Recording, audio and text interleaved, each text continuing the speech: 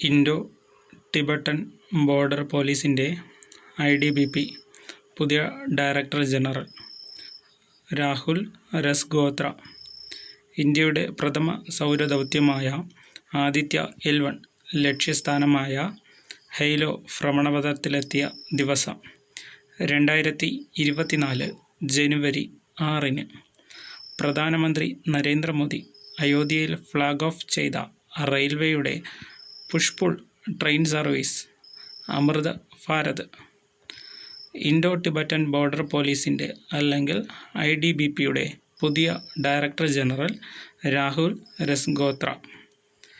ഇന്ത്യയുടെ പ്രഥമ സൗരദൗത്യമായ ആദിത്യ L1 ലക്ഷ്യസ്ഥാനമായ ഹെയ്ലോ ഭ്രമണപഥത്തിലെത്തിയ ദിവസം 2024 ജനുവരി 6.